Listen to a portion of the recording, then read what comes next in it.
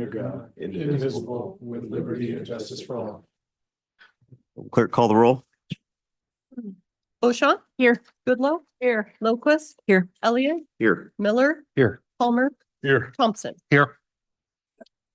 Okay, we have no proclamations, awards, or recognitions. So we move to item 4, which is approval of the agenda. Move for approval of the agenda.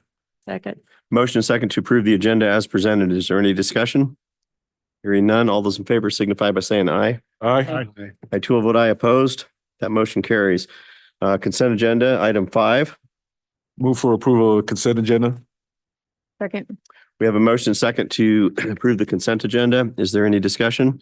I would just like to acknowledge item 5G as a significant step in the right direction for the health of our urban forest, and just appreciate staff's effort in pursuing this grant funding through DNR. So noted. Any further discussion? Hearing none, all those in favor signify by saying aye. Aye. I too will vote aye. Opposed? That motion passes. We move to item 6A, page 101 in the packet. This is an appointment to the library board. And PTAC. Thank Yeah, you. excuse me. And I will actually offer, you have 2 appointment recommendations tonight. One is to confirm the appointment of Charles Johnson as the ASCWU representative for the Public Transit Advisory Committee. I don't believe Charles is with us tonight. And you have our library director who would like to introduce the recommendation for appointment to the library board, Josephine Camarillo.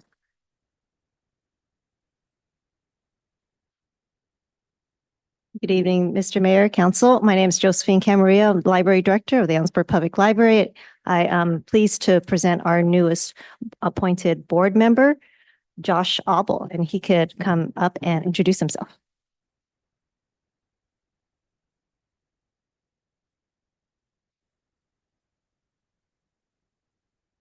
Good evening. My name is Josh Abel. I am a lecturer in English at Central. I am a lifelong Ellensburg resident. I'm involved with the school district. I am a member of the board for Central Washington Disability Resources. I'm involved with Special Olympics Washington here in Ellensburg.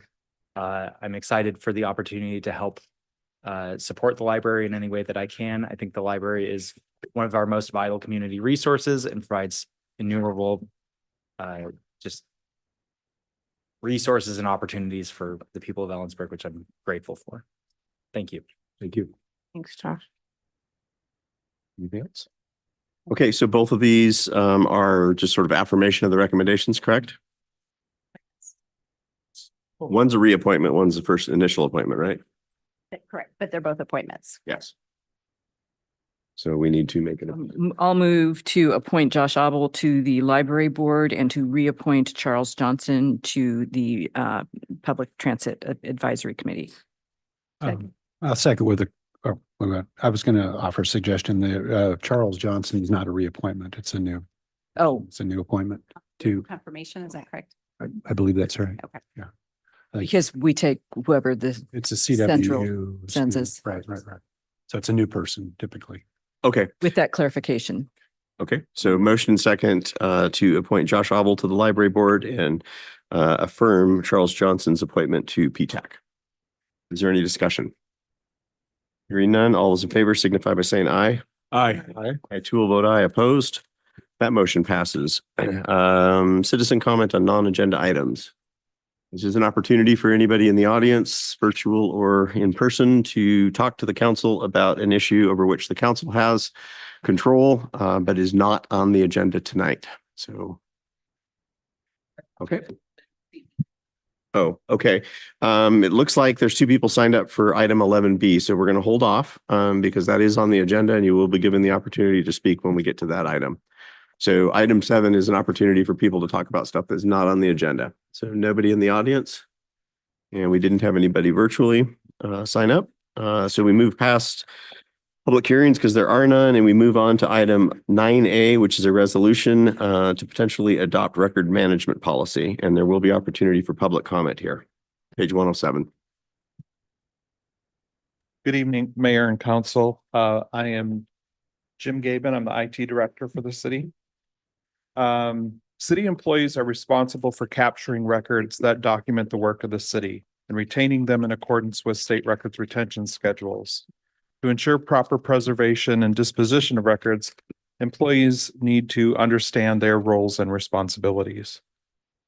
To that end, a working group of subject matter experts, including the city clerk, drafted a policy and then worked with a state auditor's lien specialist to refine the policy.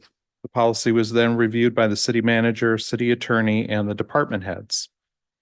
This records management policy covers topics such as how to identify and properly preserve and destroy records, how to organize records for quick access and easy management, how to handle records during public holds and legal records requests, or public records requests, excuse me, when to transfer records to the state archives, and employee training requirements.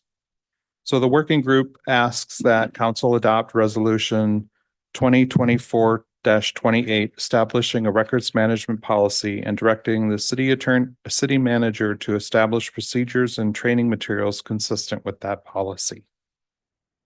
Thank you for your consideration. I'm going to answer any questions that you have. Council, questions of staff?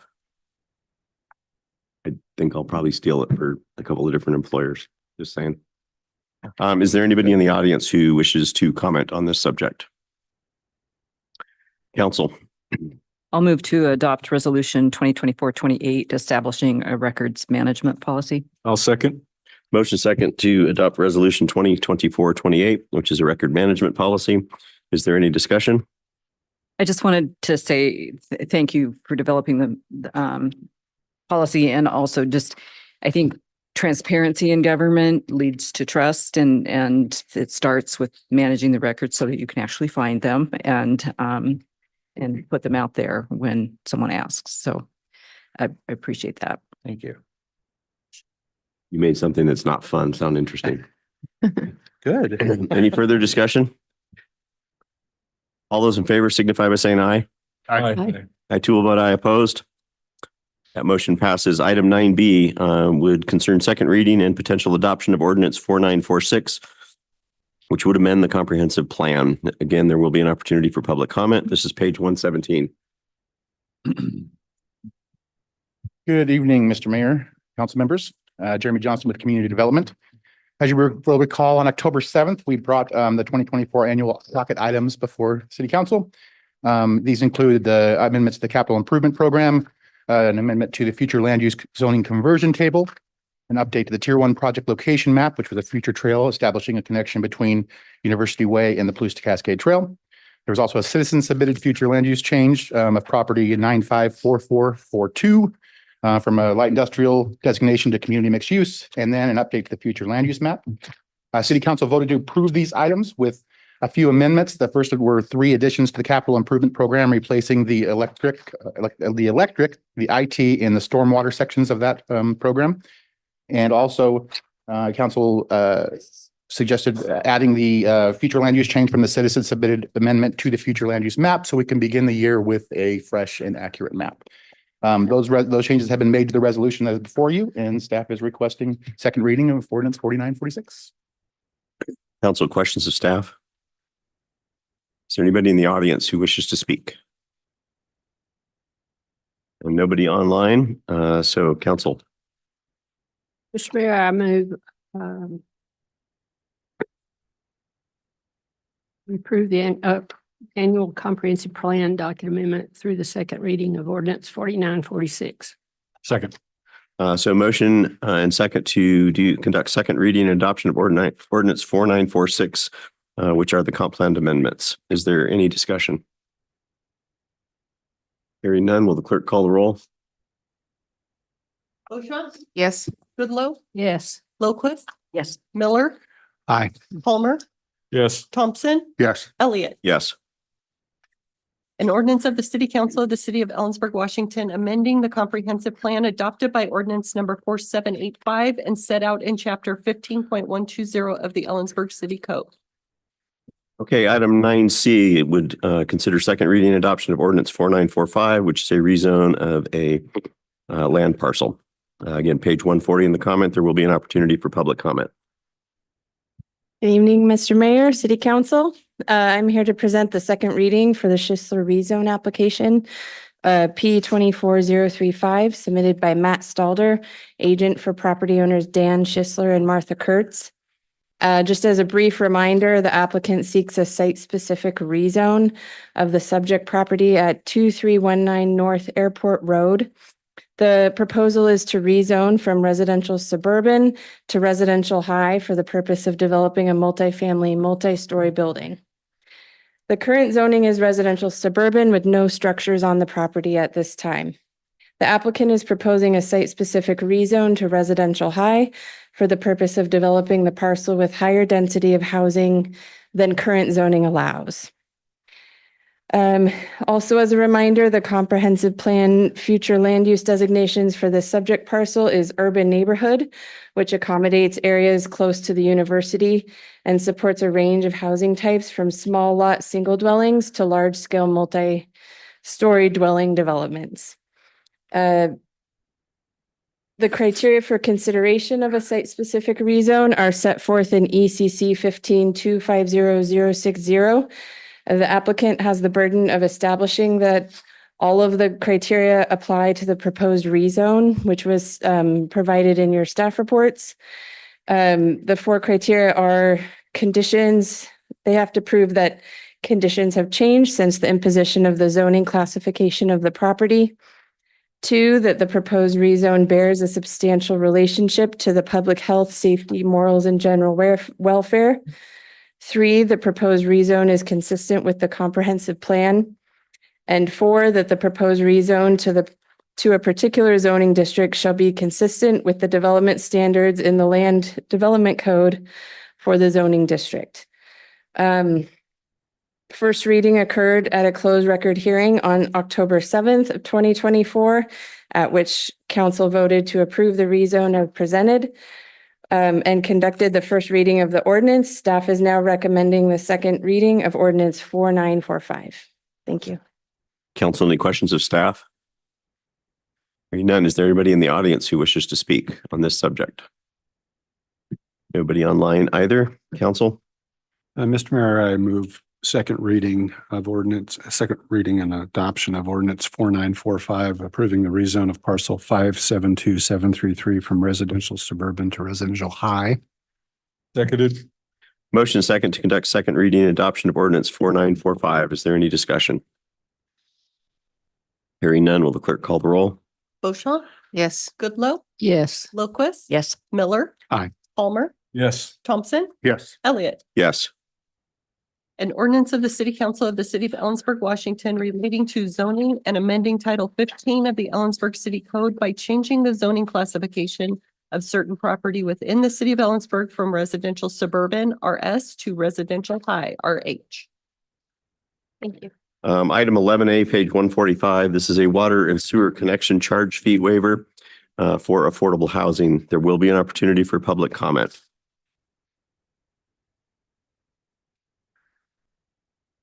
Good evening, Mayor and Council. Lily Fry, Housing and Grants Administrator. Before you tonight is a letter of commitment for the mayor's signature indicating your interest in enacting a fee waiver ordinance for water and sewer utility connection charges for affordable housing in the coming months. The letter would accompany 2 applications for the Washington Department of Commerce Connecting Housing to Infrastructure Program, or CHIP. We've been working with 2 applicants for the CHIP grant, which provides support for utility connections for affordable housing developments. The CHIP program can reimburse fees waived by jurisdictions for water, sewer, and stormwater connections. These costs are eligible only if the city has a fee waiver program in place.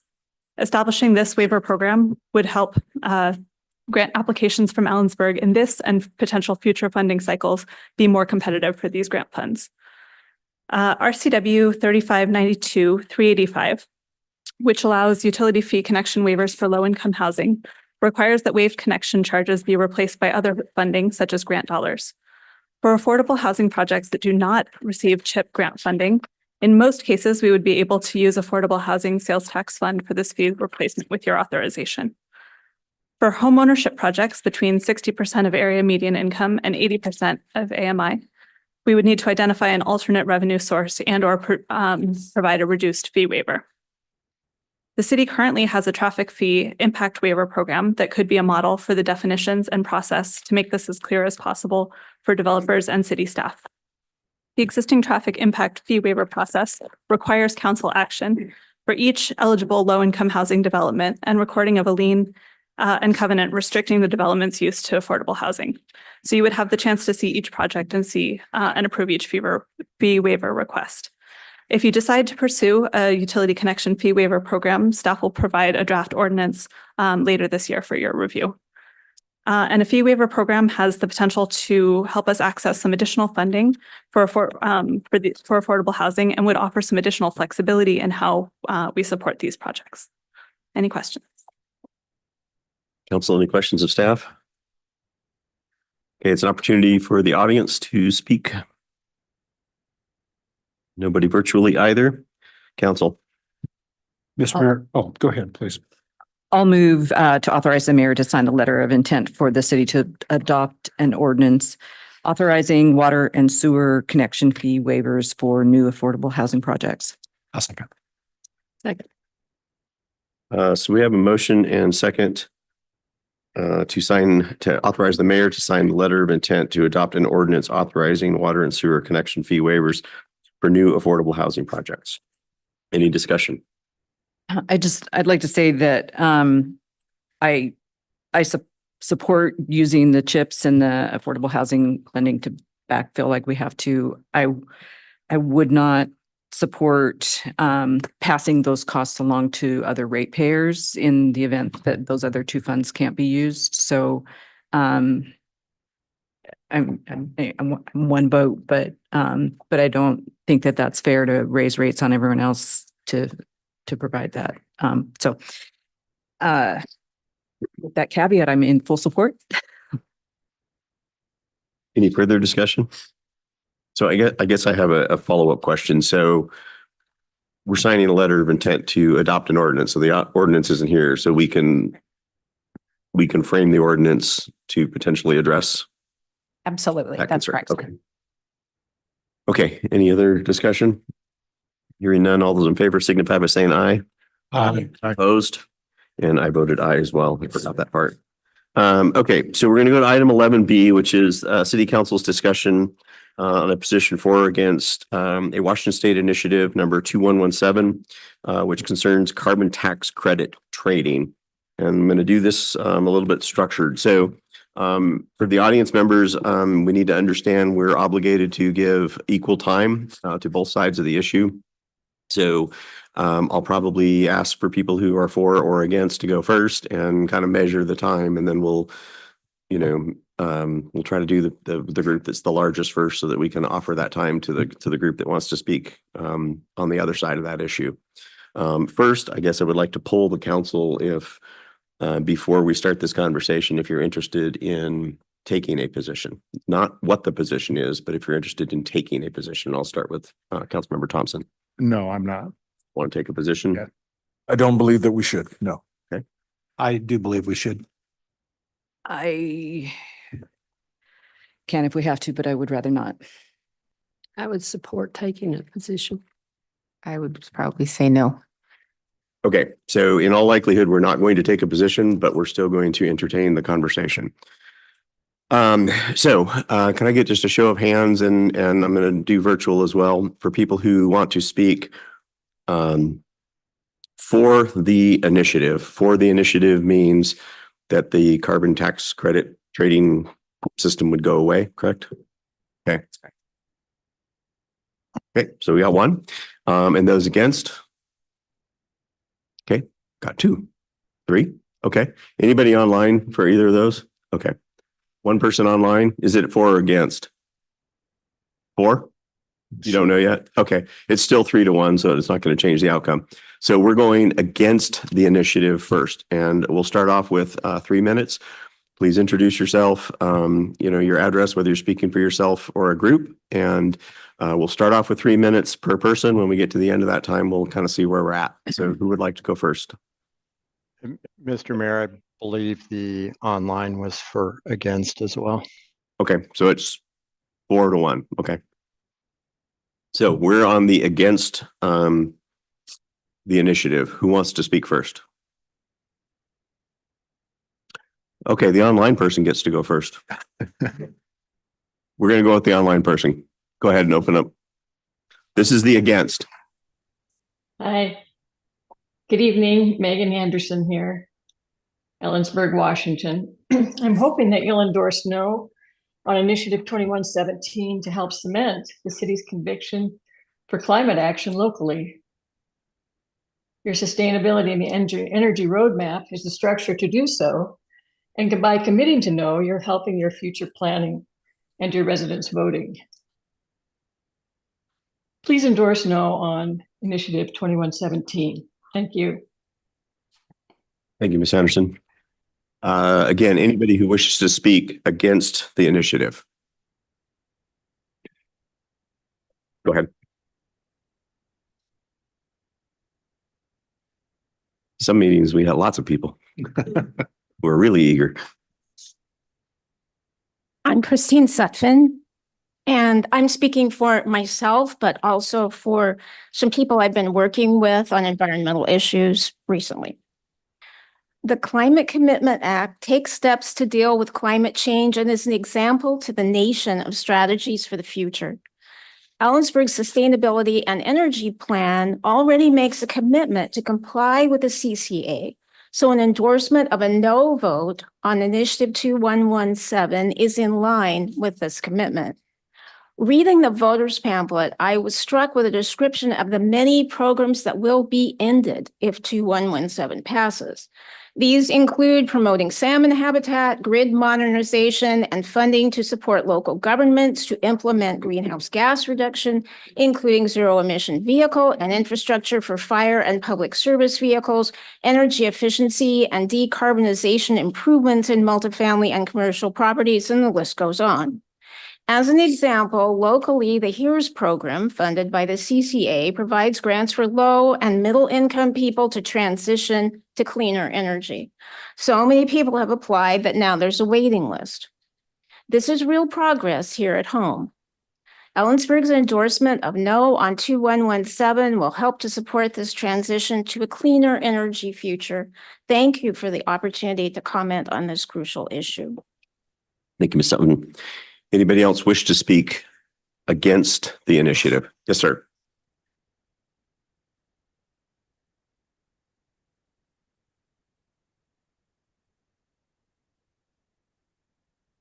Yeah, I'm Dave Dunbar. I'm speaking on my own behalf. I'm not surprised we're outnumbered. It doesn't surprise me. But I think the conversation is an important one. And that's why I submitted fairly lengthy comments. I can make longer and more lengthy comments, and I could support them with footnoted reasons why I said it. I'm not just inventing these arguments. A lot of arguments are getting invented and they're poisonous. I have here a pack of cigarettes. Well, not really. I can't afford one because the taxes are so high. If I were to take this pack of cigarettes out, open it up, and put one in my mouth and start smoking it here, would you object to that? If I blew smoke in your face, would you object to that?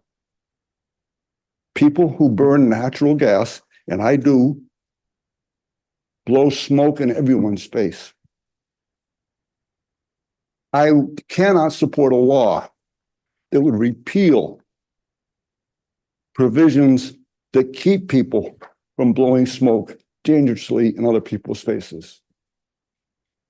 I really don't have much more to say than that. And I thank you for the time. Thank you. And if the public's interested, just be advised when we get commentary that can be made available, they can access those public comments. Okay. Is there anybody who additionally who wishes to speak against the initiative or against council taking the initiative, excuse me, and against the initiative?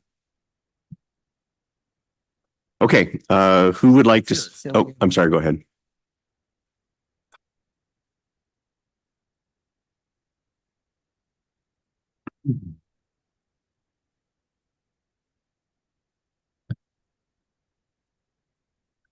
My name is Sylvia Schreiner. I live in the county, 181 Sunset Road, Ellensburg.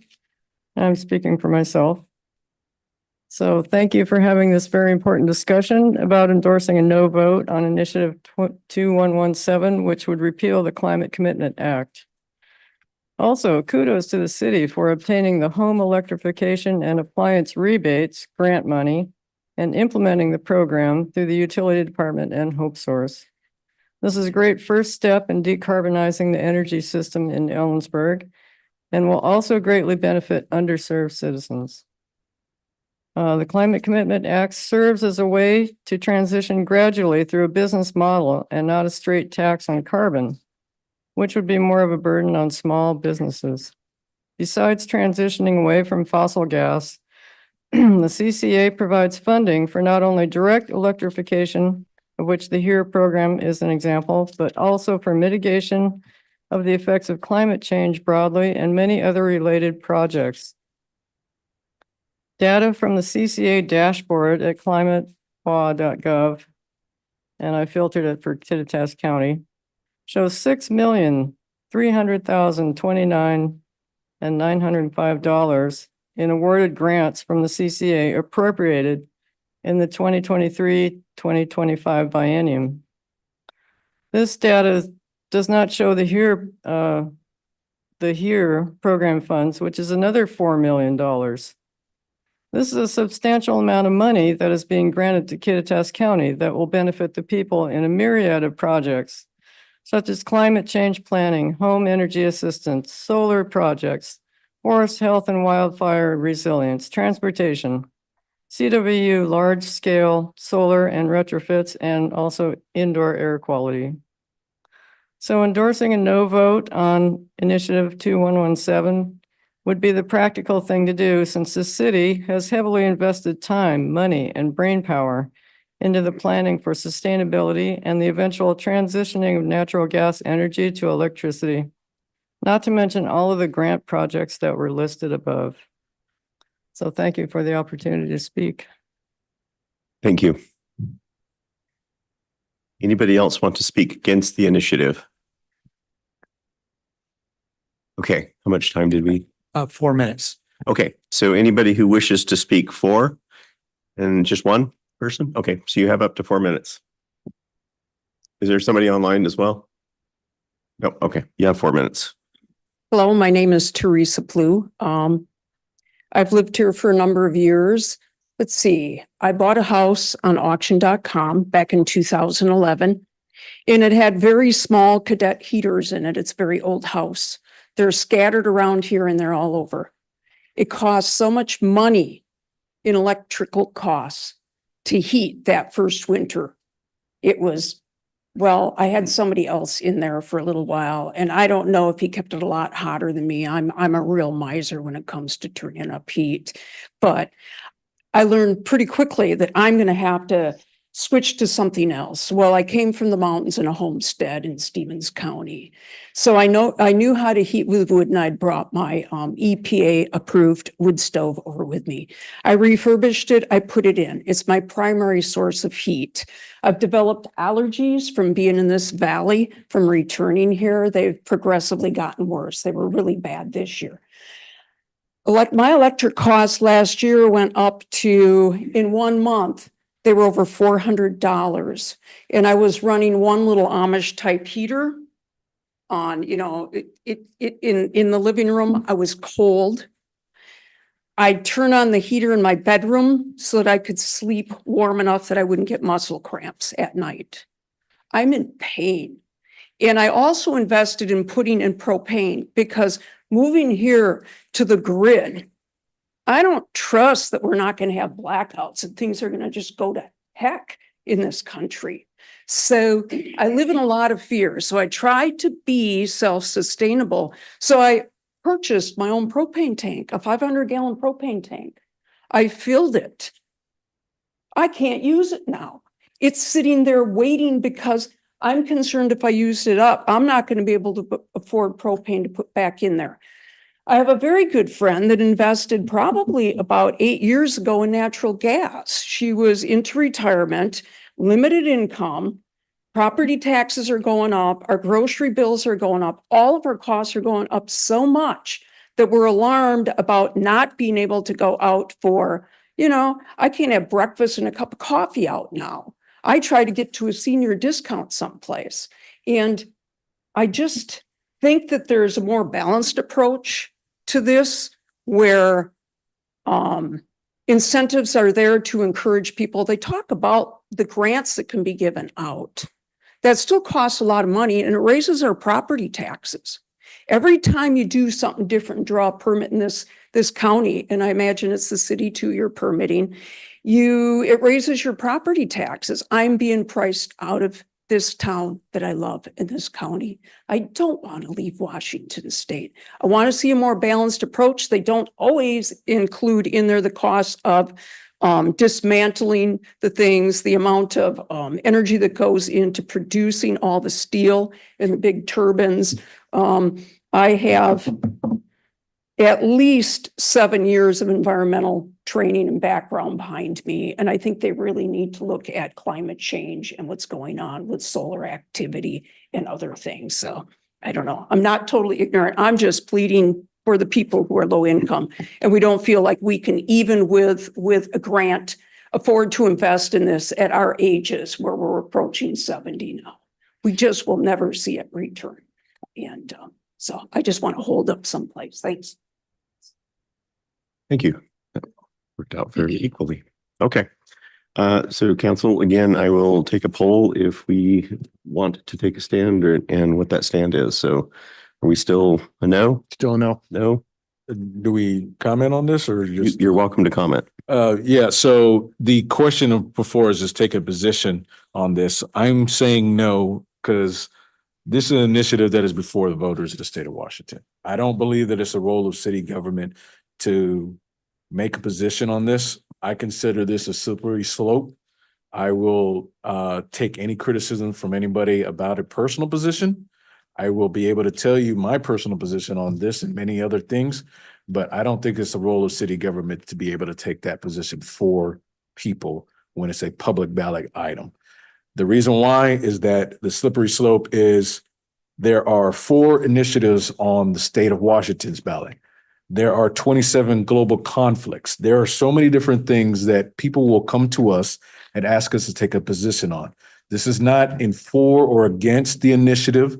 This is defending the role of what government should be doing when it comes to these type of ballot initiatives. And that's the reason why I'm saying no, simply because I believe that local government should not be in the election box when it comes to initiatives that are the responsibility of individuals.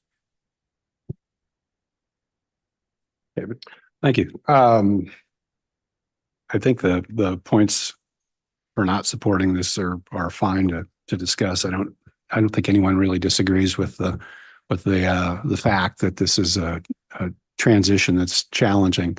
I think, though, I disagree on the city's position on this for 2 reasons. One, as was stated earlier, we have policy through our comprehensive plan that addresses climate resiliency and our commitment to working toward improving that for the citizens of the community of Ellensburg and the community at large.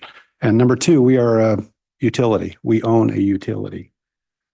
We have skin in this game, and we serve our customers as well as the visitors to Ellensburg. So I get why it may feel like city government should not try to influence the public sentiment on this, but as an active participant in this, I think we really sticking our head in the sand, I think, with due respect, is not reasonable in my view. I would point out that, I know it's not universal, but the organized groups that have mustered behind the opposition to 2117 include other cities in Washington. And I would also point out it includes PSC, one of our other local Kittitas County utilities that is a significant provider in our community and throughout the county. So with that, I think I would not have a problem with the city council taking a vote on a position. Thank you.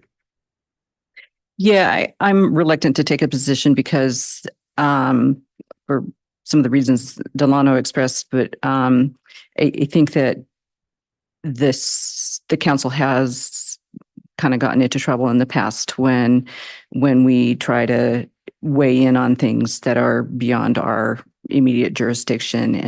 And to David's point, that yes, we are this does affect the city. I think that it is most appropriate to just let voters with the education that and the comments that have been received tonight, weigh the pros and cons and allow our citizens to do their own thinking.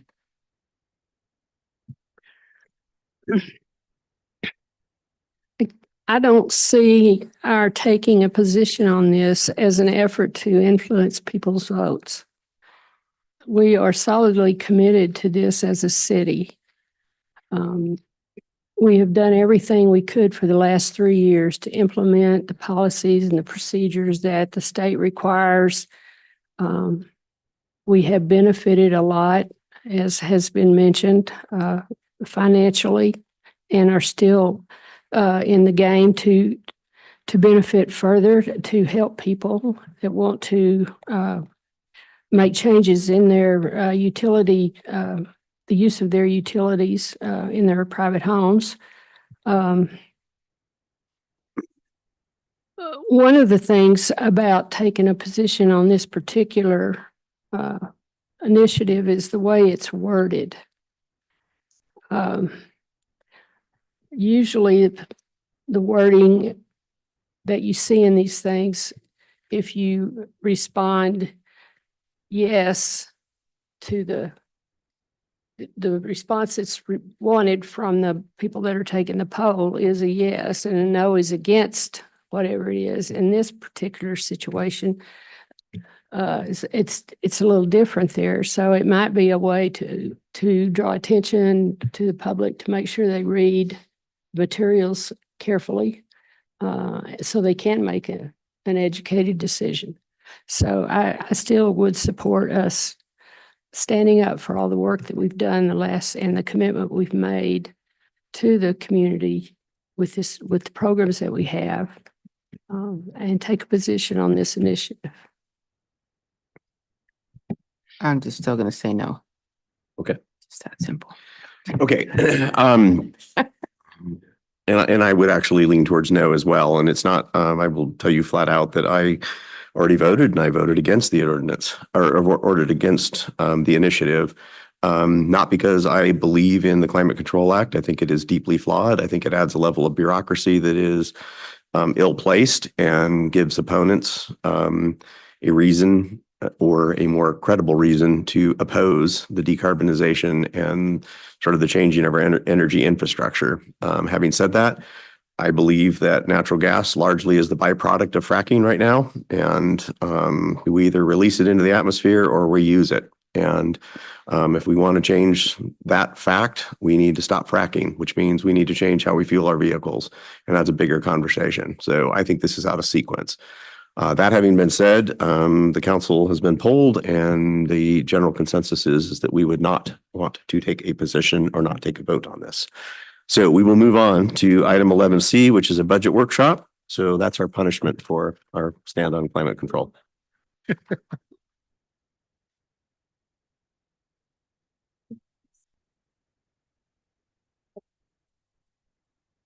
Heidi Barron Sternaway, City Manager, and I'll get my She learned a new presentation. trick on sharing screen. What's it? She learned a new trick on sharing screen. Okay, She's gonna be able to do it without that little box. And I'm glad I'm not starting this presentation at 9 o'clock. You too. Raced through the.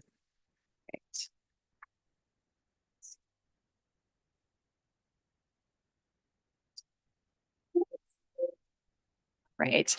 Well, good evening, council. Again, Heidi Barron Cernaway. I'm really happy to be here and this is our second installation talking about revenues. It is budget season. The city does a biennial budget. And as I've shared previously, two of the most important things you do as council is to adopt a budget and your comprehensive plan. And so it's always a pleasure and to help people understand what's in that budget. Thank you very much. Sorry about that.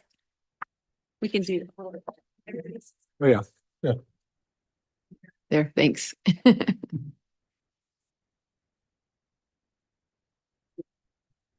Our city budgets are really complex. There are a number of different revenues. It's fund accounting. It's not like our home budgets. And so it's, and again, an honor to sort of walk through this budget process with you.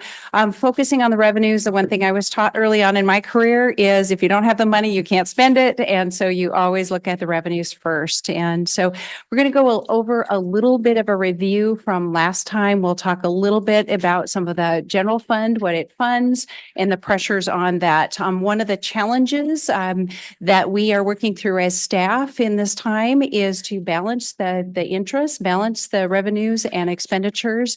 And there is some there are some pressures, especially recent pressures from inflation. The cost of everything has increased and our revenues have really flattened out. And so it's been much more of a challenge to balance the budget this year. And again, we're going to still focus on the revenues. All right. So this is, and again, Jerica's cringing behind me, I'm sure. This is sort of the simple view of the city budget. And so we have two sets of budgets, essentially, or funds. One of those governmental funds, those fund general governmental services.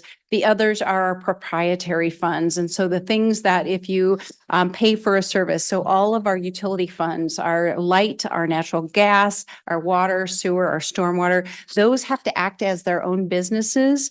Those funds, those enterprise funds, do not get tax supporting. Those are fee for users. And again, if you buy water, you're paying into that fund. So we'll talk a little bit about that. My goal today is to have you walk away having a better understanding of the different revenues and the options that we have to use those. All right. And Drew showed me how to get rid of this, but I apparently didn't remember. So He's coming in. he is. All right. Just say the word. Excellent. So when we talk about general governmental services, these are the things that people don't pay out of pocket for directly. And so they're generally supported by our user fees. Thank you very much, Drew. User fees and charges and primarily taxes. And we'll take a look at those. And so our Parks and Recreation services, those are general goods. Yes, you pay a fee sometimes to participate in a recreation program. We never recapture all of the fees that go to support those facilities and those experiences. Libraries are another one, or engineering or streets. There isn't something that you pay a toll as you cross our streets. Those are general, those are supported by our community and tax revenues as well. So we'll talk a little bit about some of these. Just a reminder, when we talked about the pressures on the general fund, the taxes that go to support the general fund are the largest contributor. So about 70% of those are taxes. A much smaller amount are for services. And so if you're going to come get a building permit reviewed, you're going to pay a fee for that. And so again, direct charges to customers. And so to make, and when we talk about, let's see here, I'm actually going to skip down here a second, I guess. All right. So when we look at the tax portion of those general fund revenues, the largest portion is sales tax. And if you recall, sales tax is a pretty elastic type of tax. It can go up and down with the economy. Our property tax is about a quarter of the funding that supports those general government fund. And property tax tends to be very stable. Again, we have a statutory requirement of 1% plus construction. And so our costs generally on a regular year go up 2.5% to 3.5% per year. In some areas higher than that. With inflation, we've seen 7, 8, 9% over the last few years. And so again, for property tax, it's very stable. And our B&O taxes, gambling taxes, those are rate based, and those tend to be very stable as well. So again, the tax estimated for 2025 to support our general fund, general government services is right in the $15 million range. So just a reminder that when you pay sales tax, you pay 8.4% if you buy something in Ellensburg, essentially less than 1%. So about 8.85 cents goes to support those general government services. So that goes into our general fund. We have other specific revenues that are, most of those are voted sales tax measures. The 0.3% was voted in 2019 to be more permanent, and that's for criminal justice, has a very narrow type of use. Our transit is 0.2%, and we're going to talk about each of these special revenues. Those go into a special fund, not just in the general fund, because there are requirements for how we spend those. So again, of that 8.4 cents, it actually less than a penny of that goes to our general services. All right. And as a reminder, we use that sales tax funding to fund other things. It's a primary funder for debt service. And so we have a low debt ratio. We do have some outstanding debt. And so we're just looking at about a $750,000 a year debt service payment. We also take some of that sales tax support to support our streets. Again, our streets are something that you don't pay for, you don't pay a tax for as you're driving over the road. And so again, to support our street maintenance, and that means potholes and ice control, snow and ice control as well. And then the rest for general government. So not all of those dollars go to support those general services. If we look at the revenues between 2024 and 2025, again, these are, the red is 24 and 25 is estimated. We are still projecting our total coming in. We have just got in the third quarter numbers. And so you'll actually be receiving an update on those as we project into the next biennium. This is what we're seeing is really a flat revenue between last year and what we're projecting for next year. And really pretty much across the board, the revenues are fairly flat. So we talked last time a little bit about the financial toolbox. There are only so many levers that we can move to balance the budget. Some of those have to do with revenues and some of those have to do with expenditures. And so as staff, we're trying to go through and glean out, make sure we're maximizing the use of any of those restricted funds and looking for opportunities to evaluate fees, as we talked about last time, and make sure that we're tapping the revenues and making sure that we're updating those as necessary. So a reminder of the budget. So I actually color coded these. And so actually, as we go through the budget presentation tonight, you have these in your packet. We also republished the packet tonight so people can reference these. The general fund, you're going to see in red, the special revenue funds. Those are going to be our primary focus, and we're going to do a high level over the rest of these as well. So talking about, again, general fund are those general government revenues. Typically, we break down when we talk about our city departments, those are all within the general fund. For instance, our finance department, our administration, our community development, our police, those are all broken, those general government services in that fund. And then we have other special funds, and we're going to go through some of those right now. The Art Acquisition Fund is something that you'll see. This was something that passed by council. There is a policy in place that is essentially 1% of our sales tax goes to support arts in the community. And there's a minimum of $25,000 a year, a maximum of $50,000 a year. And I'm going to explain this to you. Again, this is in the general fund bucket. What we did is we actually kind of we wanted a snapshot of here's what this fund looks like for the last 4 years. So it's last biennium and this biennium with a year to date.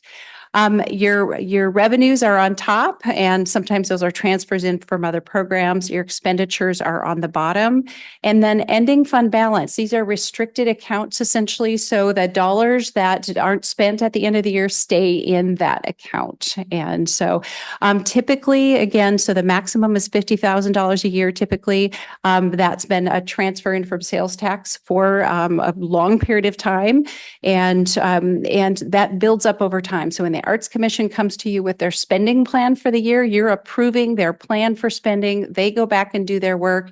If they're asking for more money, they'll come back to you. This last year, you funded the Unity Park Art Project.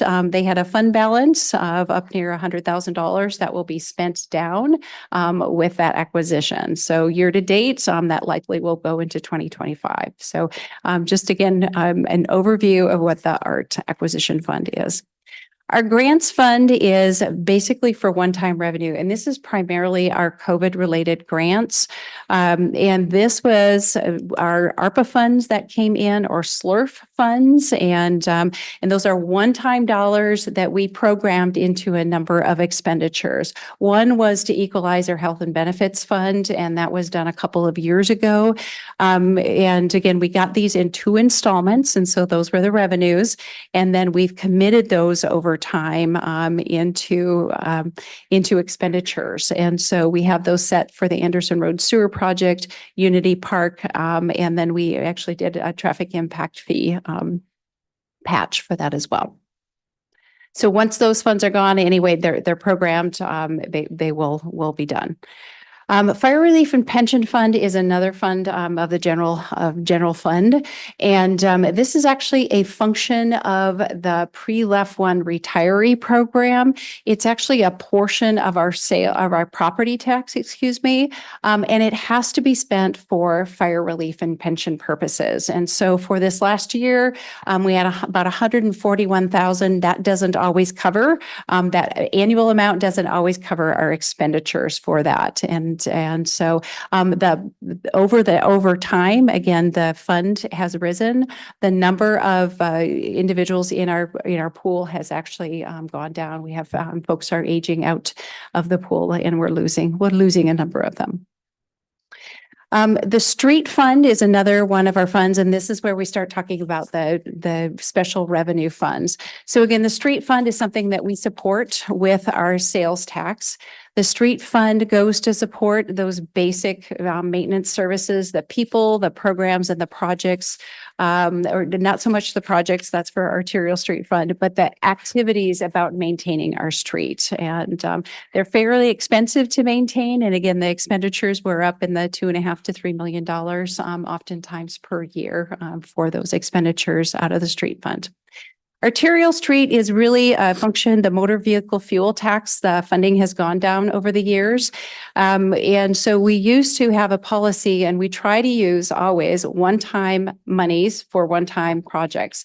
When we're doing capital projects, those are one-time projects. We tried to move as much construction sales tax, because it's sort of one-time sales tax, into this fund. We've been able to sustain that because the expenditures have gone, and the motor vehicle fuel tax has gone down over time with more electric cars and less folks on the road. So that fund has also captured more of the sales tax over time.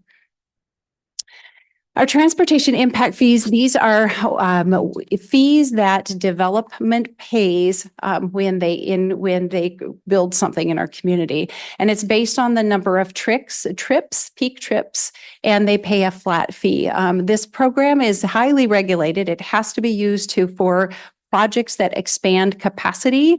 We have a project list. We do an annual report. You'll remember seeing your annual transportation impact fee report. There's a 10-year limit. When we take money in from a project, we have to spend that on a project within 10 years. And so we have a requirement to spend those dollars for, again, things that increase capacity. That might be adding a stoplight to an intersection, widening intersections, building a roundabout, things like that.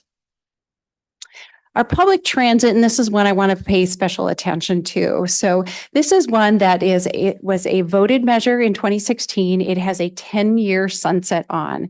The mechanism that was used for this is called a transportation benefit district. We are the only jurisdiction in Washington state that I know of. That doesn't mean that we're the only one, but typically the transportation benefit districts are used to fund street maintenance programs. And so it's unusual that we have this for transit. By law, that cities actually have the ability to pass a 0.3%. 0.1% of any of that can be councilmanic.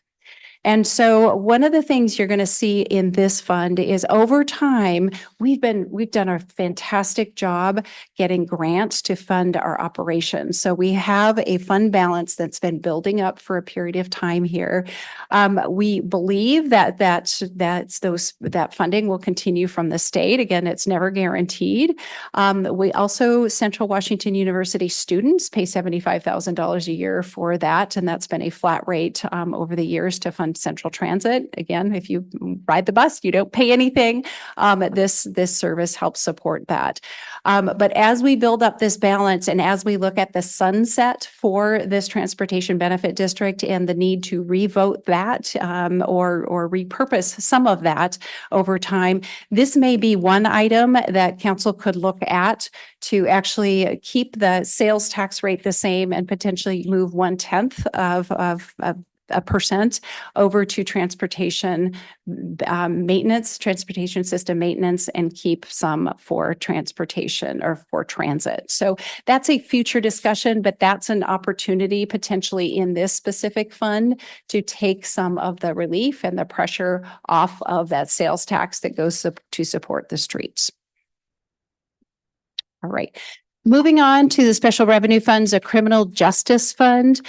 This was also a voted measure, and I believe it was 2019 that was made permanent by the voters. And so there's no sunset to this. This is 0.3%. It's actually distributed in the county, so it's a little bit different mechanism than when we get our own direct funding for like affordable housing or from the transit.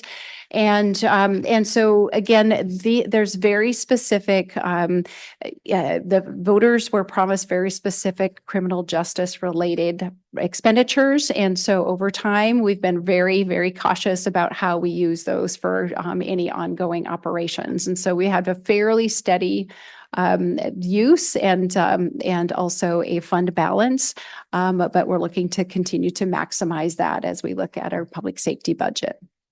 The drug fund is one that doesn't get a lot of action, and this is really a fund set aside, and you'll see the low balance here for if we get seizures for drug money, things like that, and the dollars can be used for investigation. And so this is just one of those funds that, again, it's very restricted for very specific uses. Our park acquisition fund is another one of those special revenue funds. And that is, again, it's similar to transportation impact fees. When you build a house or build a business, you're actually paying or actually building just a house, I believe. Is it business too? I think it's just houses because you're adding a need, potential need for parks. And so you actually pay into a park impact fee and there's a specific amount per household. And so that money has to go to expand park capacity and improve park. And so it can't be used for operation. It's to build on new. And so over time, again, we've programmed in some of those expenditures. This last year did not plan those expenditures or did not take those expenditures. And so we're getting a little bit of a fund balance built up.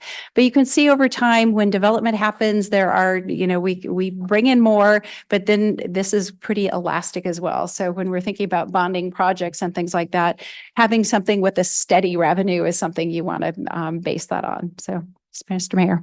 What's the transfer out? What does it mean? Where does it go? Dollars, if we're doing a project and we're spending dollars from one fund, we'll transfer dollars out to a specific fund. So we'll build from that fund. So if we're building a park, and for instance, Unity Park, we might pull that out and put that in a construction fund to build. Got it. Thank you. Yeah. Great question. Okay. Lodging tax fund is another one of the special revenue funds. Again, lodging tax, heads and beds. And so it's hotel motel tax. And this has a very specific use. It has to be used for tourism related activities. And so there's a lodging tax advisory committee and they have very specific requirements and oversight over the dollars. They make recommendations to council on how the dollars are committed. We are participating in the consolidated lodging tax program. So 13% of our annual funding or revenues from this go to the consolidated process.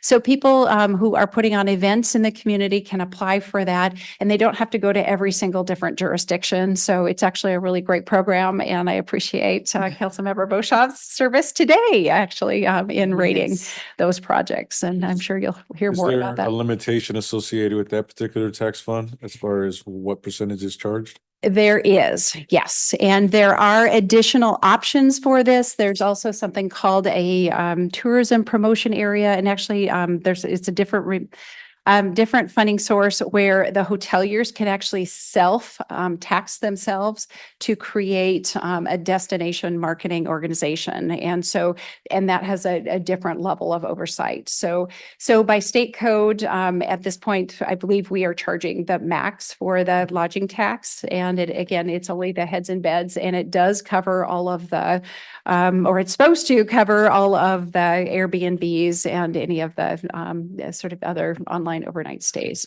So real quick with that on the lodging, this might kind of venture more into tourism and everything. So our designation as far as being a creative district, does that entitle us to any other tax revenue associated with that designation? Not directly. There's a new funding source called a cultural, cultural, remember? No, it's a sales tax and potentially a property tax option, but those are different, and it's not an automatic tax, or it's not an automatic policy to adopt that if you're a creative district. So, okay. All right. And lodging tax, in the past, one of the discussions we have had is with the county. We do have a fund balance that builds up. Oftentimes our ranges, again, during 2020, during COVID, this dropped pretty significantly. And it's come back fairly steadily. And so we're in the about $600,000 per year.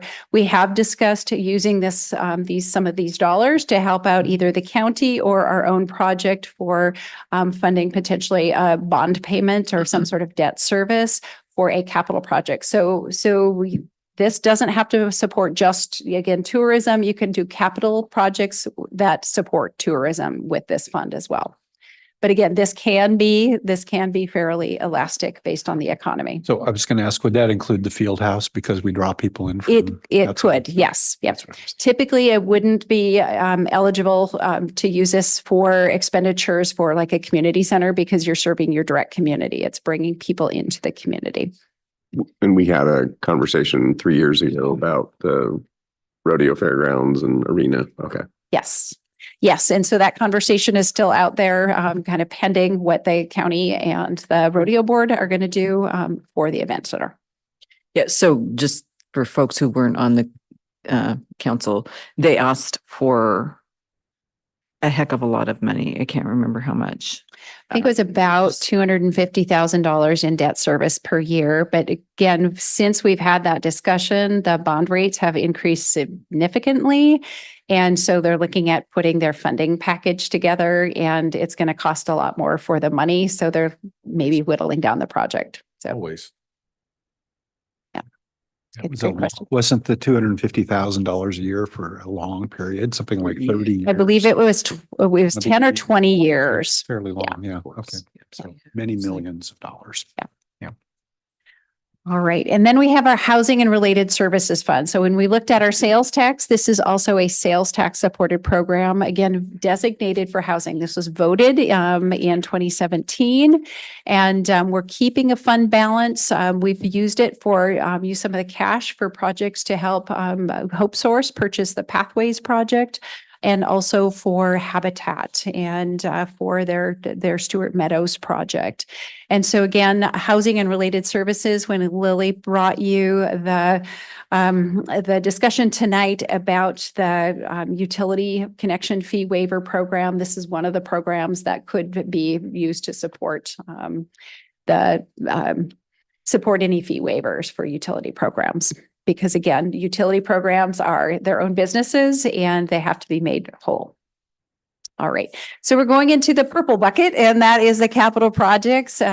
We talked a little bit about projects. We have funds set aside in our budget for very specific things. And so with the loss of the Racket Center, our field house settlement is in here. We'll get some more, probably a little over $2 million. Will also be coming in here. And so that is sitting in one of the capital funds and ready to be used. We started using some of that. You'll see some of the expenditures right here. And then we also have a fund balance that we keep in a capital bond.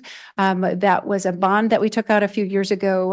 And we had a list of projects that we're still working on. All those projects keep coming in a lot higher than we anticipated.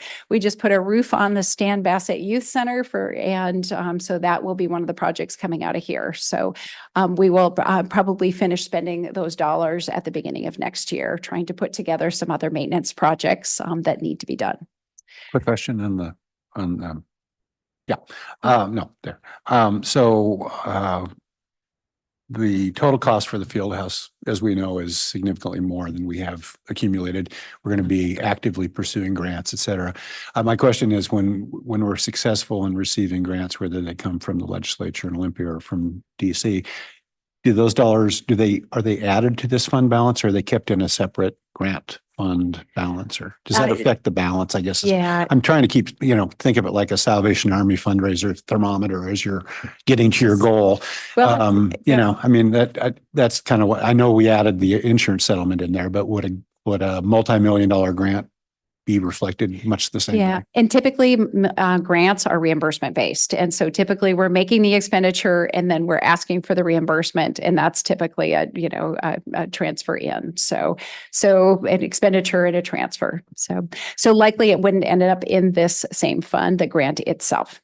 Okay, thanks. Thus is the confusion of city budgets. And again, every fund has its own rules. So our sidewalk fund is a REIT 1 funded. This is 0.25% that when you purchase a piece of property and you're actually paying 0.25%. We've had this in place for many, many years. This has typically been our sidewalk fund. So we have an ADA transition plan. We do capital projects out of this. And sometimes we've been really good about getting grants to match our capital projects both in our arterial street and in our sidewalk funds. And so the spending over time, sometimes we're able to get a grant and use some additional dollars. And so funding oftentimes it matches what we are heading out in expenditures. And so we don't keep a huge balance there typically. So I'm sorry to belabor the point. Is the ending fund balance dollar amount, does that include those grants when we get them, or is that just a separate accounting? I mean, not reflected in these numbers. Yes. And so typically, again, we'll put money into the account. Sometimes it'll build up and then we can do more projects. The ending fund balance is typically what's left over at the end. And so here, so far this year, we've expended almost as much revenue as we brought in, but we still do have an ending fund balance, and that will go to seed the next year's project. And remember, we are cash basis too, so we always need to keep enough cash in order to cover our expenditures for that time. So we can't just pretend we have money in a specific fund. All right, a recreation facilities fund. This is new from the last budget cycle. And so the council adopted REIT 2, which is a 0.25% for real estate excise tax. And so the council had dedicated this for parks. We didn't have any sort of designated parks revenue. We had actually budgeted this last cycle for potentially doing the first phase of the Reed Park changes, but that came in so late in the year. And also we weren't quite sure where we were. We were actually anticipated more revenue. And so we have not made that expenditure and haven't moved that project forward. So we've actually built up a little bit of a fund balance. We weren't expecting, again, that revenue to come in so high. So we're just about $700,000. And so one of the things, again, this has to be spent for capital projects and recreation. It can't be spent for operations. And so you'll be seeing some of that programmed into the budget. All right. Debt service is also another fund. Again, typically you saw the sales tax coming into this. So we have some outstanding debt. We actually paid off our library bond debt in 2022. We have a 2017 maintenance bond, and that was the police station essentially. And so we just started paying on that recently. And then we have a 2010 bond, which has a lower lower amount for debt service that funded a number of projects over the years. Typically, communities, cities often use debt, bond debt to fund capital projects because it's the people who are getting served by the facility are paying for that in real time oftentimes. And so the use of bonds or debt to build something is generally a city function. All right, we're going to drop into the proprietary funds. And again, these are those enterprise funds and our internal service funds as compared to our government or general fund, governmental funds. Enterprise funds, and our utilities have to act as their own businesses. The revenues have to cover their expenditures. We can't just give money from stormwater to water or from gas to telecom. And so, their staff and their expenses for their projects all have to cover. And so basically, I'm providing this for more of a comparison just over time. And these are the revenues. Typically, our expenditures are pretty close to that. Some of these we carry fund balances, like the electric. We're looking at doing the substation. We bought about a $2 million transformer, and we made some really big purchases. And so typically our rates have to build up over time. Most of these funds are primarily supported by our cost of service analysis. And so we have to look at the cost for our infrastructure and our staffing and project that over time and then back that out. And so when we talk about a COSA, a cost of services analysis, we do those on a fairly regular basis. So, and those are used to set rates and the fees for connections. Plant investment fees is what they're called. So again, our light is generally the most expensive. We have the most revenue, but also the most expenditures from that. All right. One of the things I like to talk about is folks are like, why is my utility bill? And remember that in those rates that you pay, you're not just paying for the water that comes, you're paying for the pumps and the electricity that goes to pump that water, for the people to test it and make sure it's safe, and for, again, all of the expenses for that system. And so we do a lot of work to make sure customers aren't paying too much and make sure we're getting really good quality services and rates for those services. And let's see here, what else do I want to say? And remember that inflation happens. And so we have built into some of our funds, oftentimes when council is looking at increasing rates or evaluating rates, you're looking at a multi-year kind of phased approach. All right. And finally, the internal service funds. We're talking about the revenues on this side as well. So our shop and warehouse fund was a new fund we implemented at the, I'm sorry, that's the wrong one. Shop and warehouse fund basically owns everything that we need, all of our fleet and all of our vehicles. And so when we buy a vehicle, we start paying and for money to sort of rent that vehicle. And so when the vehicle is out of service in 10 years or 12 years, we have money to buy that, to replace that vehicle. And so we try to work on a savings plan for all of our vehicles and also let's see here, for our other services as well. The general facilities fund is what we implemented at the beginning of the last budget. And local governments, we build things, but we don't tend to do a really good job of maintaining them. And so this was our attempt to start sort of a savings fund to start building up potentially a reserve to work on funding some of those so we didn't have to take a bond out to just do some maintenance. And what happened was we basically spent it all. We have a lot of maintenance needs. And so we need to look at those rates for this year, and we need to continue to evaluate those and build that up over time. So, again, we never want to see this get too high, but we definitely we have older buildings, a ton of general government buildings, and we need to think about how we maintain those and make sure we're saving money and doing what we can to take care of those before they get too bad. Our health benefits fund is something we're looking at this year. This, again, if you remember seeing the COVID, the grants fund, we actually put almost $700,000 from that fund into this fund a couple of years ago. We are self-funded for the majority of our benefits. Our health benefits for our employees. And being a small jurisdiction and small pool, that actually, when we have some high health needs, high cost health needs, it takes it's really difficult to maintain. So we've had pretty significant increases in our benefits. And again, our employees pay about 10% for depending on their contract. And the city pays 90%. And so when the costs go up by 20% and 30%, that's a big number for the city, and it's really not sustainable. So we're looking at actually implementing, joining a larger pool with AWC this year to try to mitigate some of that and try to equalize or normalize some of our rate increases by being part of a bigger pool. So.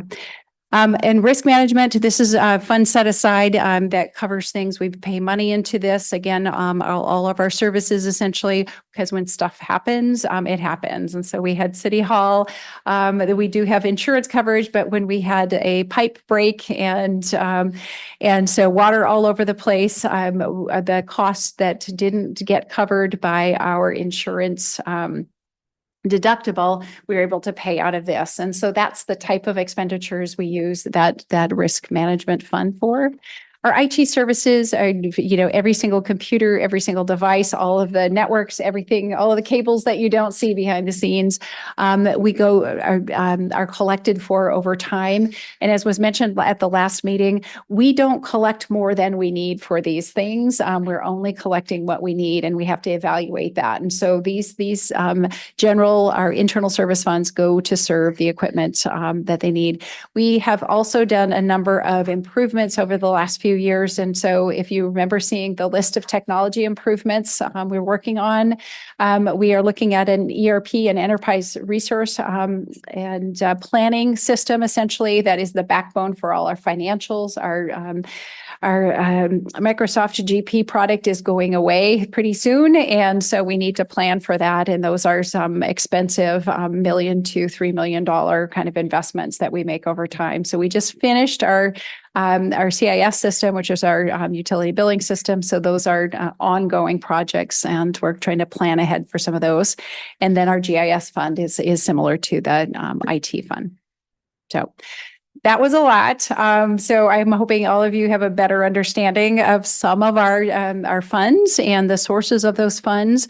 Just a reminder, this week we do have Ellensburg Academy coming up. That is an opportunity. We're just going to do a 30-minute, no longer, budget workshop for folks just to do a high level. Here's how things work. We have a property tax example that we'll do, and just some basics, City 101, and EPD is going to do home safety, and then we're going to do an exercise together talking about community solutions. And so folks can sign up still online or just join us on the 24th. It's at Hell Homes, starts at 6:00.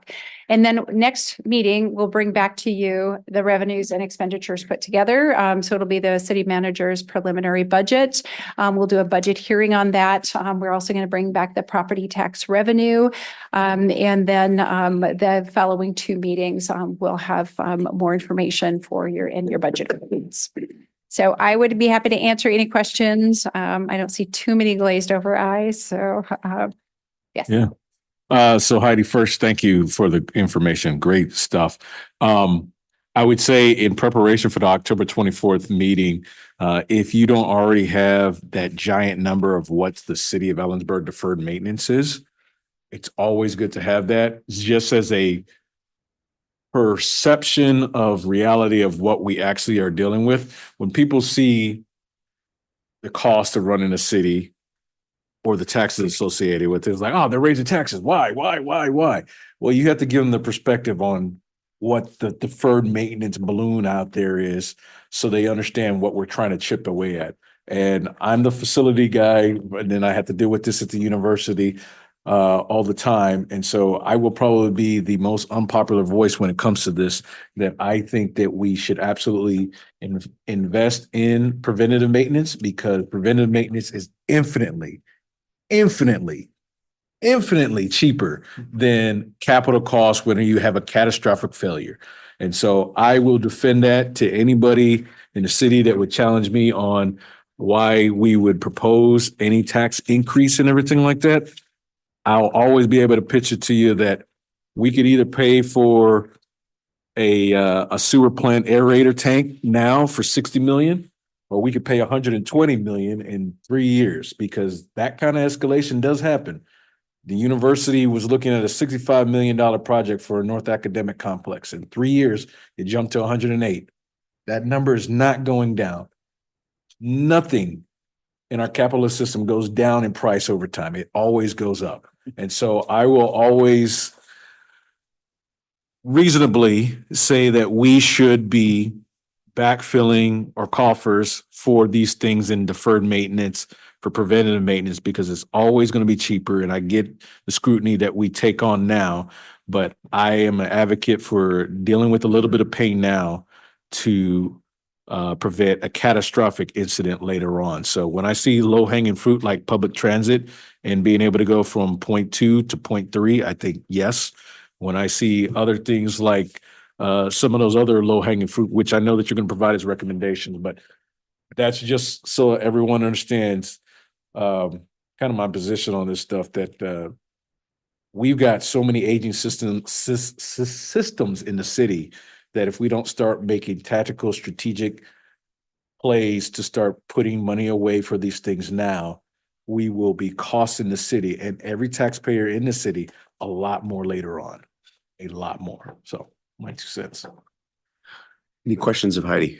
I just had a general question. I think, thanks for the presentation.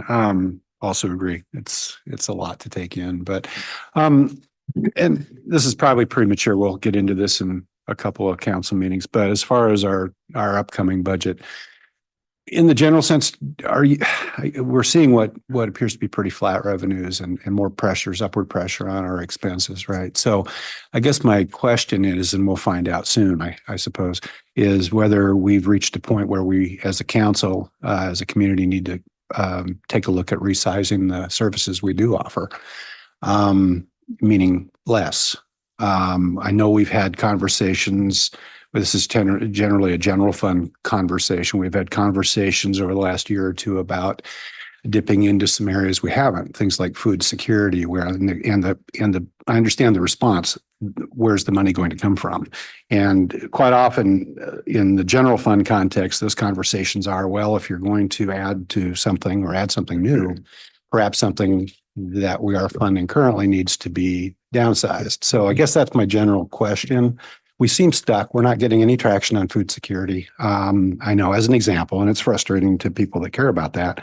But as you said, the dollars are there or they're not, right? So it's not, I don't think anyone is disagreeing that the dollars magically would be there. It's just a question of, and I'm not talking about, everything treated equally in terms of services, but that general conversation about the more general fund services is that I know the council set priorities. We do that periodically. And I know that's the direction that's been given, but does that fit in at any point along the way? It definitely fits in. And so if you remember the little toolbox, I mean, one of the levers that you can move is change the level of services. And whether it's, eliminate services or, mow the grass less often, or, wait till there's 5 inches of snow before you start snow plowing. And so there are a lot of different levers that we can move. And we're trying on the staff side to look at, okay, what do we hear? And then we do your council priorities to look at, okay, what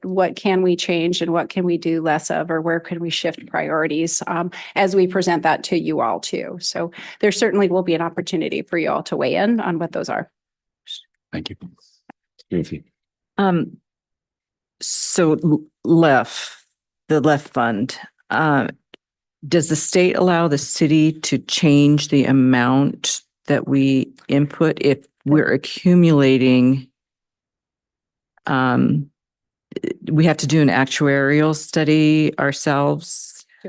Yeah, so we can change the amount. We used to contribute double that from property tax to the fire relief and pension fund. And the fire relief and pension fund actually used to be a pension fund, and we do an actuarial study and it's audited, and we had to make sure that we were building up to cover those, because within the fire relief and pension fund, like all the other left ones, we are responsible for paying pension to part of those people, but we're also responsible for paying any and all medical and long-term care costs. And so in our actuarial study, we have to make sure that we're building up to cover that for the life of them.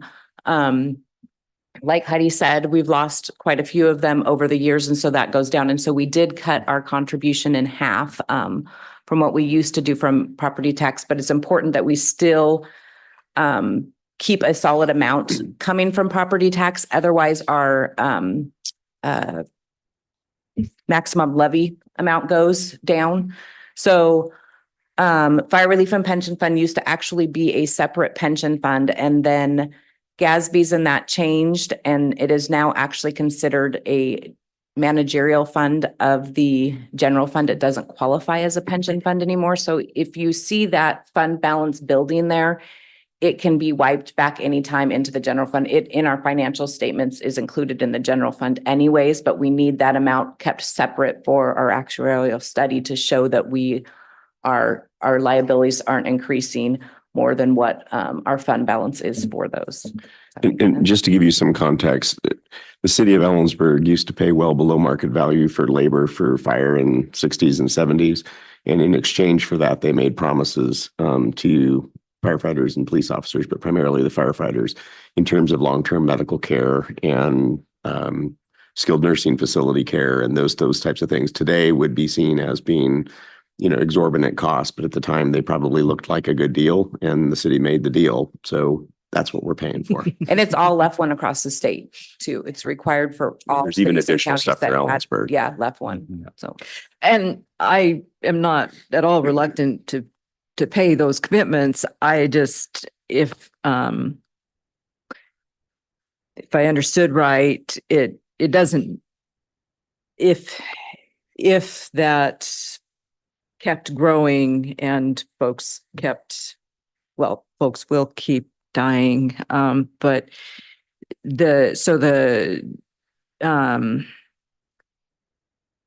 It stays in the we general can, fund. above a certain, if it grows above a certain amount, we can skim it off back into general fund. Yeah, but without the actuarial study. Yeah, but like I was saying, it is part of the general fund anymore. That is a managerial fund of Okay, the so we general can fund. spend it on other priorities potentially Correct. without doing the whole another actuarial study. I mean, when do we have to do one every so We often? do or- every other year. Oh, okay. So whether we've Realize. got any regulatory barriers, we're internally managing the fund, so the dollars will be there when they're needed. Yeah, it's And just saying that of the general fund balance, we're holding or designating that portion to cover those liabilities. As we Legal should. line. I just, it looked like it was getting excess beyond that. Yeah. So, okay, thanks. Any other questions of staff? Anybody in the audience wish to comment? Somebody stole my agenda. Item 12A, managers report.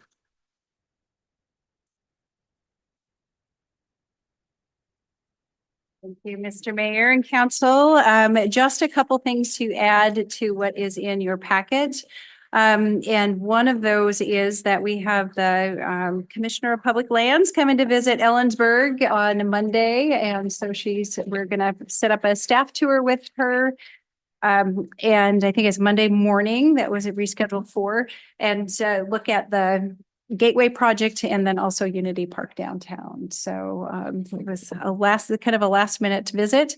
And the other thing we're working on is we were approached by the Mountains to Sound Greenway and Central Washington University looking at an EPA communities grant. And so it's a 10 to 20 million range. One of the things that we've looked at is our long-term goal of finishing the Palouse to Cascades Reconnection Trail.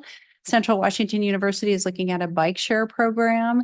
And so we're going to be working together jointly on an application for that. It's due mid-November. So we would likely bring a an agreement to you at the next council meeting to for a partnership to work on this grant and execution of it together. And so we're looking at probably a $10 to $12 million range. And Mayor Pro Tem Wilquist has been sitting on the team with us. We have a whole lot of work to do, but one of the things we are learning is that the trail sections that are left, there really is no way to break those down into logical segments. And so getting the funding to actually do that full trail reconnection would be a huge win for the community. So more on that, and we'll keep you posted. And I think that's all I have for today.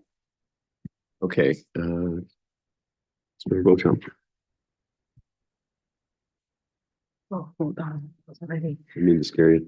Huh? I'm ready. It's right here. It's right here. Okay. Okay, so the library, we had the new appointment with Josh, which you met tonight. And then we're in full gear already planning for the birthday celebration in January.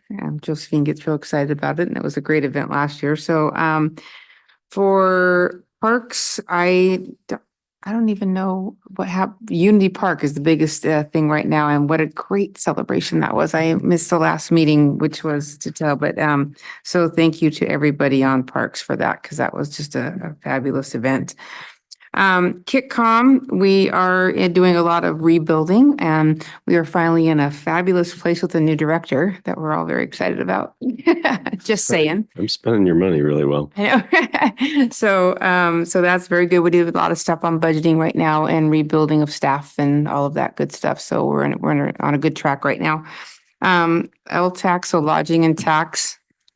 Like Heidi said today, we started with going over all of the applications and the long process of doing that. So, but there was some good stuff happening. So that was very good. And so that's all I have. Can I ask, is the library planning anything for Halloween? They are dressing up. They're doing a gnome theme there this year. Yes. So, that'll be fun if you just want to go see the library staff. And I think they do some story things through the day for the kids and things like that. But yeah, I don't know that answer, unfortunately. I'm very sorry. Yeah. It's Member Goodall. Pretty quiet, a couple of weeks. I attended the UAC meeting last week, and the COG meeting was canceled. So that's about all I've done. I also attended the UAC, and I just wanted to report that we talked about the HERE grant, and this was mentioned tonight. They pretty much had enough people interested in that folks are now on a waiting list for the city program, and they're transferring some of the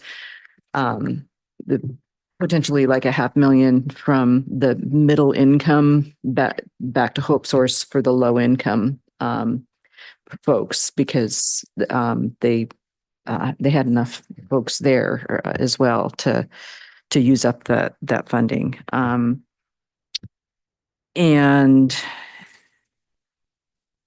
the community grant and the airport advisory committee for the county,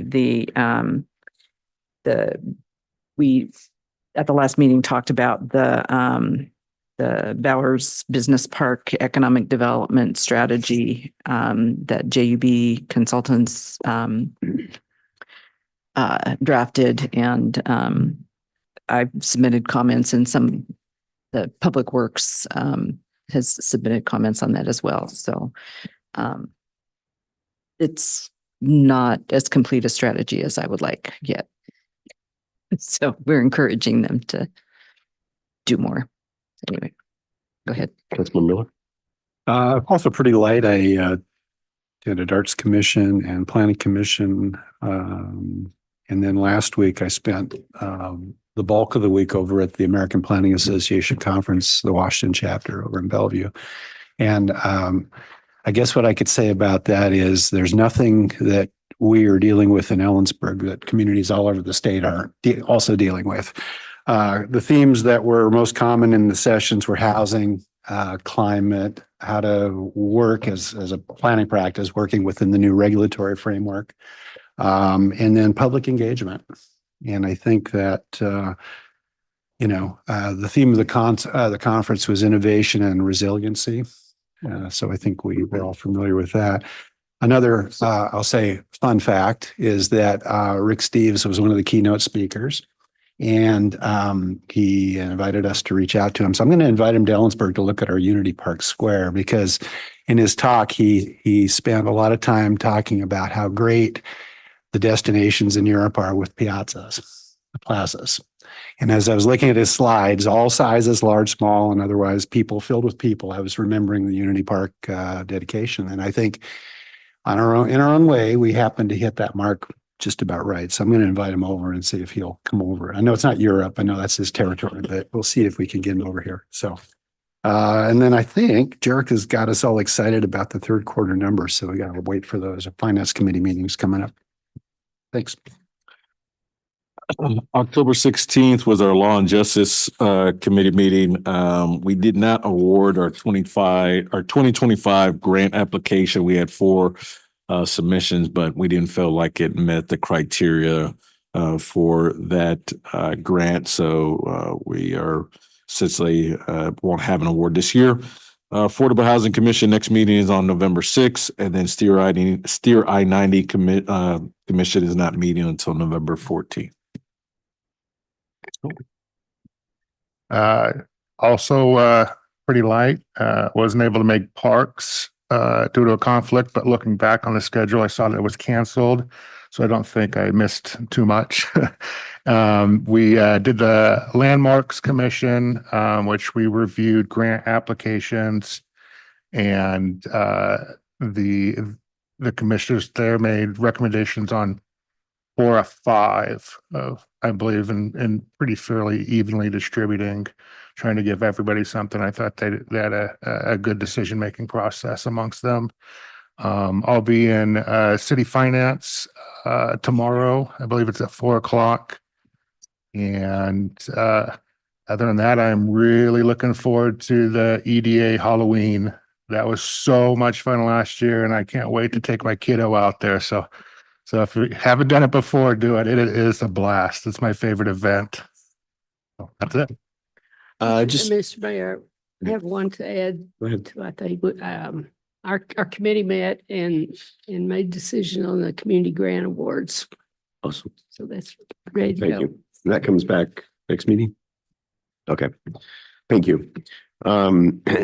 So in the manager's report, the Kittitas County Hazard Mitigation Plan was open for comment, and in the agenda packet, there's a QR code for you to actually take a look at it. The work that went into this is very sincere, and the people that did it are experts. However, they listed wildfire as the number 5 risk in this county. It cumulatively, or it exceeds all other categories combined in terms of annual and potential risk. So we are very much aware that something got skewed, and we're going to change that to sort of recalibrate it. And along those lines, I spent some time in Flagstaff earlier or last week, and that's part of Coconino County in northern Arizona. Looks like Cle Elum in terms of vegetation and sort of fuel modeling and how the community's built into the forest, and very high risk wildfire area, and also extremely high flood risk. Their fire season ends each year with what they call the monsoon season. So if they have a fire, they're going to have floods, and they're usually flash floods, and they're devastating. Anyway, I saw a county that is, a generation ahead of us in terms of wildfire mitigation and planning. And, I'm going to go to the emergency manager for the county, and, sort of make some connections and try to push some of those programs. Again, this is one of those things like Delano very eloquently said about, proactive investment. We have a lot of room in Kittitas County to mitigate those risks and be ready to recover from the inevitable wildfire that will occur. So that's something to look at. And on that note, the burn ban was lifted, so please don't light the hillside on fire. And then It hasn't rained. it really hasn't rained very much. Yeah, we ended up, excuse me. And then finally, we did get a request from the group. Excuse me, be safe on Halloween because apparently I can't talk now. To adjourn. Is that adjourned? I didn't- Yeah, we're adjourned. Oh, there we go.